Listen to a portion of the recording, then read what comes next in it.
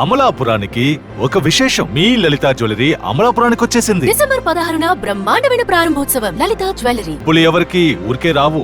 మహబూబ్ నగర్ లో 50 ఎకరాలు ఉన్న రైతైనా సరే గుంపు మేస్త్రిగా పనిచేసే దుస్థితి అధ్యక్ష హైదరాబాద్కి వచ్చి అధ్యక్ష ముఖ్యమంత్రి రేవంత్ రెడ్డి గారి సొంత నియోజకవర్గం కొడంగల్లో ప్రతిరోజు 2 బస్సులు అధ్యక్ష బొంబాయికి పోయేది.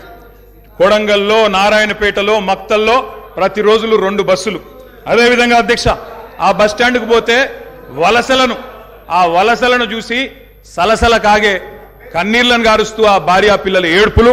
అదేవిధంగా 50 ఎకరాలు ఉన్న రైతైనా సరే అధ్యక్ష తెలంగాణలో ఆనాడు కాంగ్రెస్ పరిపాలన ఎంత గొప్ప పరిపాలన అంటే అధ్యక్ష మహబూబ్ నగర్లో 50 ఎకరాలు ఉన్న రైతైనా సరే గుంపు మేస్త్రిగా పనిచేసే దుస్థితి అధ్యక్ష హైదరాబాద్కి వచ్చి కూలీ చేసుకునే దుస్థితి. ఇది వాస్తవం అధ్యక్ష, వారికి కూడా తెలుసు. ఒక్క మాటలో చెప్పాలి అంటే తప్పకుండా చెప్తాం, అన్ని చెప్తాం అధ్యక్ష. సబ్జెక్టే మాట్లాడుతున్నా సార్. నేను గవర్నర్ ప్రసంగంలో ఏం చెప్పినా దానికే సమాధానం చెప్తున్నా. 10 ఏళ్ళు విధ్వంసం జరిగింది అన్నారు. మరి 10 ఏళ్ల విధ్వంసం గురించి మాట్లాడితే 55 ఏళ్ల విధ్వంసం గురించి మాట్లాడాలన్నా వద్దా? 55 ఏళ్లు కాంగ్రెస్ పరిపాలనలో చేసిన జీవన విధ్వంసం చెప్పాలి. ఇప్పుడు గౌరవ సభ్యులు రామ్మోహన్ రెడ్డి గారు మాట్లాడుతూ రాజశేఖర రెడ్డి గారి పేరు తీసుకున్నారు, గత ముఖ్యమంత్రుల పేర్లు తీసుకున్నారు. పొన్నం ప్రభాకర్ గారేమో ఆంధ్రప్రదేశ్ చరిత్ర మాట్లాడొద్దంటారు. మరి రామ్మోహన్ రెడ్డి గారేమో గతంలో ఉన్న ఆంధ్ర ముఖ్యమంత్రుల పేర్లు తీసుకున్నారు. పేర్లు తీసుకున్నప్పుడు చెప్పకపోతే ఎట్లా అధ్యక్ష? వాస్తవాలు చెప్పాలి, చరిత్ర చెప్పాలి, అద్దం చూపెట్టాలి కదా సార్. 55 ఏళ్లు పరిపాలించే అవకాశం ఇచ్చినప్పుడు సాగునీరు ఇవ్వలేని అసమర్థులు, తాగునీరు ఇవ్వలేని అసమర్థులు, కరెంట్ ఇవ్వలేని అసమర్థులు, వాళ్ళ అసమర్థత గురించి చెప్తే ఉలికిపడ్డం ఎందుకు అధ్యక్ష? అధ్యక్ష ఇంకొక మాట కూడా నేను విజ్ఞప్తి చేస్తా ఉన్నాను. ఇది మొదటి రోజు అధ్యక్ష. మొదటి రోజే ఇంత ఉలికిపడితే ఎట్లా అధ్యక్ష? మొదటి రోజు ఇంత భయపడితే ఎట్లా? ఒక్కొక్క మంత్రి గారు లేసి అప్పుడే ఉలికిపడి మాట్లాడుతున్నారు. అంత భయం ఎందుకు సార్? అధ్యక్ష నిర్మాణాత్మక సూచనలు చేయాలన్నారు భట్టి గారు, వి వెల్కమ్ ఇట్. కానీ మీరు నిర్మాణాత్మకమైన గవర్నర్ ప్రసంగం ఉంటే, విధ్వంసంగా ఉండకపోతే వాస్తవాలు చెప్తే మేము కూడా వాస్తవాలు చెప్పేటోళ్ళం. మా అధ్యక్షుడు స్పష్టంగా చెప్పారు, కొత్త ప్రభుత్వం వచ్చింది, తొందరపడకండి, ఒక 3 నెలలు సమయం ఇద్దాం, అటర్ఫ్లాప్ అవుతారు ఎట్లాగూ, కానీ 3 నెలలు సమయం ఇద్దాం. ఎందుకంటే అధ్యక్ష చాలా చెప్తా, అవి కూడా చెప్తా. పాపం వాళ్ళ సభ్యుడే వాళ్ళని నిరికిస్తాడు. అధ్యక్ష ఒక్క మాటలో చెప్పాలంటే తెలంగాణలో అధ్యక్ష ఒక్క మాటలో చెప్పాలంటే ఏంది అధ్యక్ష కాంగ్రెస్ పరిపాలన? బొంబాయి, బొగ్గుబాయి, దుబాయ్. ఆనాడు ఇదే కదా అధ్యక్ష. మొత్తం ప్రజలు వలసలు పోయే దుస్థితి, రైతులు మొగులు దిక్కు చేసే దుస్థితి. మొత్తంగా ఆఖరికి ఇవాళ అక్కడ కూర్చున్న ముఖ్యమంత్రి గారి సొంత జిల్లాలోనే గంజి కేంద్రాల అధ్యక్ష. ఇందిరమ్మ రాజ్యం అంటే గంజి కేంద్రాలు, ఆకలి సావులు, ఎన్కౌంటర్లు తప్ప ఏముండే అధ్యక్ష? ఇది గొప్పగా చెప్తున్నారు అధ్యక్ష. ఆ రోజుల్లో ప్రాజెక్టులు కట్టకున్నా, పైసలు తరలించకపోయిన ఆంధ్రాకి మౌనంగా మంగళహారతులు పట్టింది తెలంగాణ కాంగ్రెస్ నాయకులు కాదా అధ్యక్ష? ఆనాడు మేము రాజీనామాలు చేస్తుంటే, గొంతు చించుకుంటుంటే, పేగులు దిగేదాకా కొట్లాడుతుంటే, పదవుల కోసం పెదవులు మూసుకున్నది ఎవరు అధ్యక్ష? ఇలా బాగా మాట్లాడుతున్నారు అధ్యక్ష. ఇంకొక మాట చెప్తా ఉన్నా, ఇదే శాసనసభ అధ్యక్ష తెలంగాణ పదం నిషేధిస్తే ఒక్క కాంగ్రెస్ నాయకుడు మాట్లాడిండా అధ్యక్ష? ఇదే శాసనసభలో అధ్యక్ష అక్కడ కూర్చున్న ముఖ్యమంత్రి కిరణ్ కుమార్ రెడ్డి గారు, మా హరీష్ రావు గారు లేచి మాకు నిధులు ఇవ్వరా అని అడిగితే, ఒక్క పైసా ఇయ్యా, ఏం చేసుకుంటావో చేసుకోపో అన్నప్పుడు ఒక్క కాంగ్రెస్ నాయకుడు మాట్లాడిండా సార్? ఇలా బాగా మాట్లాడుతున్నారు. పదవుల కోసం పెదవులు మూసిన చరిత్ర ఖచ్చితంగా తెలంగాణ కాంగ్రెస్ నాయకులదే. అందులో రెండో అభిప్రాయం కూడా అవసరం లేదు అధ్యక్ష. I'm not yielding sir. ఎందుకంటే మీరు నాకు రెస్క్యూకి రావాలా. మేము ప్రధాన ప్రతిపక్షం, 39 మంది ఉన్నాం ఇక్కడ. మాటికి ఒక్కసారి ఇంటర్ఫియర్ చేస్తే మాకు కూడా సమయం ఇవ్వాలా. మీరు మాకు కూడా 4 సభ్యులకు మాట్లాడే అవకాశం ఇవ్వండి. మాటికి మంత్రి గారు చెప్పడం ఏంటండి? సమాధానం చెప్పలేరా అధ్యక్ష? అంత భయం ఎందుకు? సమాధానం చెప్పలేరా అధ్యక్ష? సమాధానం చెప్పలేరా సార్? వీళ్ళు తర్వాత చెప్పండి సార్.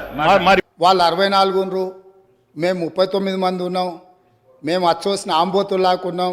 మేము పోడియంలోకి వచ్చి కుస్తీలు కొట్లాడతాం. ఈ రకమైన భాష వారి గౌరవానికి కానీ, ఈ సభను నడిపించుకోవడానికి కానీ సహకరించదు. రెండవ అంశం, పదే గత పాలన గురించి, గత ప్రభుత్వాల గురించి మాట్లాడుతున్నాను. సరే, వారు ఏం మాట్లాడతారో మొత్తం విన్నాక రిప్లై చేద్దాం అనుకున్నాను. కాకపోతే నా రిప్లై కోసం వారు తహతహలాడుతున్నారు. గత పాలనలో యూత్ కాంగ్రెస్ వైస్ ప్రెసిడెంట్గా కల్వకుంట్ల చంద్రశేఖరరావుకు అవకాశం ఇచ్చిందే కాంగ్రెస్ పార్టీ. సింగిల్ విండో డైరెక్టర్గా ఎన్నికల్లో పోటీ చేయడానికి ఇస్తే కాంగ్రెస్ పార్టీ తరఫున నిలబడి ఓడిపోయిందే చంద్రశేఖరరావు. గత పాలనలో ఎంపీగా గెలిపించిందే కాంగ్రెస్ పార్టీ. గత పాలనలో షిప్పింగ్ మినిస్టర్ ఇచ్చిందే కాంగ్రెస్ పార్టీ. ఆ తర్వాత కార్మిక శాఖ మంత్రి ఇచ్చిందే కాంగ్రెస్ పార్టీ. అంతెందుకు ఇక్కడ సభ్యుడు ఉన్నాడు, వారు కూడా వారి కుటుంబ సభ్యులే. ఎమ్మెల్యే కాకుండానే మంత్రిని చేసి తర్వాత ఎమ్మెల్యేగా ఎన్నిక చేయడానికి సహకరించిందే కాంగ్రెస్ పార్టీ. ఈరోజు వాళ్ళు ఏ పేరైతే వినోద్ అనుకుంటున్నారో ఆ రాజశేఖర రెడ్డి గారే ఆ మంత్రివర్గంలోనే గత ఆర్థిక శాఖ మంత్రి సిద్దిపేట ఎమ్మెల్యే గారు ఎమ్మెల్యే పదవి లేకుండా మంత్రిగా ప్రమాణ స్వీకారం చేసిండ్రు. రాజశేఖర రెడ్డి గారి నాయకత్వమే ఈ దేశానికి బలమైన నాయకత్వం అని అందులో పనిచేసిండ్రు. మూడవది పోతిరెడ్డిపాడు పొక్క పెద్దది చేసినప్పుడు కీర్తిశేషులు నాయన్ నరసింహారెడ్డి గారు కడప జిల్లా ఇన్ఛార్జ్ మినిస్టర్. ఆ రోజు కొట్లాడింది పోతిరెడ్డిపాడు మీద కీర్తిశేషులు పి జనార్దన్ రెడ్డి గారు. పోతిరెడ్డిపాడు పొక్క పెద్దది చేసినప్పుడు ఇక్కడ ఉన్నోళ్ళు ఎవరు ప్రాణత్యాగాలు చేస్తామని ఎవరు కొట్లాడలే, ఎవరు మాట్లాడలే. సొంత పార్టీ సొంత ప్రభుత్వం ఉన్న తెలంగాణ ప్రజల హక్కులను భంగం కలిగించొద్దు, కృష్ణానది జలాలలో మా వాటా మాకు ఉండాలి, మా వాటాను ఎవరు తీసుకెళ్ళినా మేము ఒప్పుకోమని కొట్లాడింది ఆనాటి నాయకుడు పి జనార్దన్ రెడ్డి గారు మాట్లాడిండ్రు తప్ప వీళ్ళు కాదు. కాబట్టి ఈరోజు వీళ్ళందరూ ఏ పాలకుల గురించి మాట్లాడుతున్నారో ఆ పాలకులు ఇప్పుడు మాట్లాడుతున్న పెద్దలు ఎట్లెమ్మెల్యే అయినరు? వాళ్ళ తండ్రి గారి గురువైన చంద్రబాబు నాయుడు గారి పార్టీతో పొత్తు పెట్టుకుంటే ఆ పార్టీ మద్దతుతో ఆ కండువ కప్పుకొని సిరిసిల్లలో కష్టపడి పనిచేసి నిర్మించుకున్న చీమలు పెట్టిన పుట్టలో పాములు దూరినట్టు కేకే మహేందర్ రెడ్డి అక్కడ పార్టీని నిర్మించుకొని తెలంగాణ ఉద్యమంలో పాల్గొని తెలంగాణ ఉద్యమంలో ముందు భాగం నుండి నిలబడి కొట్లాడితే ఎన్ఆర్ఐ అంటే నాన్ రిలయబుల్ ఇండియన్ కింద మేనేజ్మెంట్ కోటాలో ఇక్కడికి వచ్చి టికెట్ తీసుకొని అక్కడ ఆ కేకే మహేందర్ రెడ్డి గారిని అన్యాయం చేసి ఈరోజు ఇక్కడికి వచ్చిర్రు.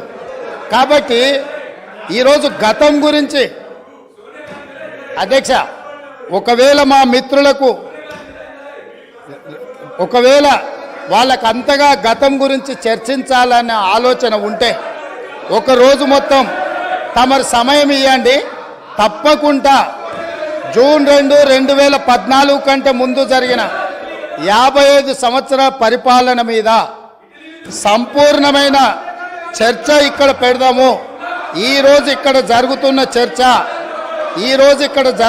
చర్చ జూన్ 2, 2014 నుంచి జరిగిన పరిపాలన, చేసిన విధ్వంసము, నాయకత్వం యొక్క వ్యవహార శైలి మీద మనం ఈరోజు మాట్లాడుకుంటున్నాము. కాబట్టి వారికి గతం గురించి చర్చించాలనే కోరిక ఉంటే మాకు ఎలాంటి అభ్యంతరం లేదు. గతంలో జరిగిన పరిపాలనలో ఇక్కడున్న వాళ్ళకి చాలామందికి పాత్ర లేకపోవచ్చు, కానీ అక్కడున్న వాళ్ళకు చాలామందికి పాత్ర ఉంది. ప్రత్యక్షంగా మంత్రులు చేసిండ్రు. అక్కడున్న నాగేందర్ గారు, ఆ పక్కనున్న శ్రీనివాస్ యాదవ్ గారు, ఆ పక్కనున్న హరీష్ రావు గారు, అక్కడున్న కడియం శ్రీహరి గారు, ఆ పక్కనున్న పోచారం శ్రీనివాసరెడ్డి గారు, ఆ పక్కనున్న గంగుల కమలాకర్ గారు, అన్ని పేర్లు మొత్తం అన్ని లిస్టు చదువుతా. వీళ్ళందరూ కూడా ఈరోజు వారు ఏదైతే పాపాలు జరిగినాయి అంటుండ్రో ఆ పాపాలలో సంపూర్ణమైన భాగస్వామ్యం వాళ్ళదే ఉన్నది. వరంగల్ ప్రాంతంలో జరిగిన ఎన్కౌంటర్లకు ఎవరి కారణమని చర్చ ఉంది అధ్యక్ష? ఈరోజు వారే మాట్లాడుతున్నారు. ఏమని గవర్నర్ ప్రసంగంలో మొత్తం కాంగ్రెస్ పార్టీ మేనిఫెస్టోనే పొందుపరిచిండ్రని చాలా సీనియర్గా పనిచేసిండ్రు మంత్రులుగా. గవర్నర్ గారి ప్రసంగము పార్టీ యొక్క ఎన్నికల మేనిఫెస్టోను మంత్రివర్గంలో చర్చించి మా ప్రభుత్వం యొక్క భవిష్యత్ కార్యాచరణను మంత్రివర్గం ఆమోదం చేసిన తర్వాతనే గవర్నర్ గారు ప్రసంగిస్తారు. పరిపాలనలో అనుభవం ఉన్న వాళ్ళు గతంలో ఈ రకమైన నిర్ణయాలు చేసిన వాళ్ళు కూడా ప్రజల్ని తప్పుదోవ పట్టించడానికో లేకపోతే వాళ్ళ యజమానులను సంతోషపెట్టడానికో ఎందుకు మాట్లాడుతున్నారో నాకైతే తెలియదు. నేను సభ్యుడికి సూచన చేస్తున్నా, నేను చాలా విషయాలు ప్రస్తావించిన, తప్పకుండా సావధానంగా 5 సంవత్సరాలు సమయం ఉంది, సంపూర్ణంగా ఎక్స్రే తీసినట్టుగా ఎక్కడెక్కడ ఏమేమి ఉన్నాయో అన్నిటిని వివరిస్తాం. మా ఆర్థిక మంత్రి గారు, డిప్యూటీ సీఎం గారు జరిగిన విధ్వంసం ఏంది, ఆర్థిక నేరమేంది, అన్ని విషయాలు ఈ సభలోనే తమరి అనుమతి తీసుకొని చర్చకు పెట్టి వాటన్నిటిని విశ్లేషిద్దాం. మేము సిద్ధంగా ఉన్నాం. సంవయనం పాటించి ఈరోజు గవర్నర్ గారి ప్రసంగానికి సంబంధించిన మీకు మనసు ఉంటే, తెలంగాణను అభివృద్ధి చేసుకోవాలన్న ఆలోచన ఉంటే అభినందిస్తూ మీరు ముందుకు రండి. లేదు మేము ఇట్లనే ఉంటామంటే పిల్లి శాపనార్థాలకు ఉట్లు తెగిపడవు. ఈ శాపనార్థాలు పెడుతూనే ఉంటారు జీవితకాలం. కాబట్టి దయచేసి ప్రతిపక్షానికి నేను సూచన చేస్తున్నా, మేము పాలకపక్షంగా మా విజన్ డాక్యుమెంటుని సభలో పెడుతున్నాం. మీరు సలహాలు సూచనలు ఇవ్వండి. సహేతుకమైన సలహాలు సూచనలకు ఎప్పుడు మేము సిద్ధంగా ఉన్నాము. ఎందుకంటే ప్రతిపక్షాలను గౌరవించడం అనే సాంప్రదాయం కాంగ్రెస్ పార్టీకి మొదటి నుంచి ఉంది, ఇప్పుడు కూడా ఉంది. ఆ సాంప్రదాయాన్ని కొనసాగిస్తామని మీ ద్వారా వారికి తెలియజేయదలుచుకున్నాం.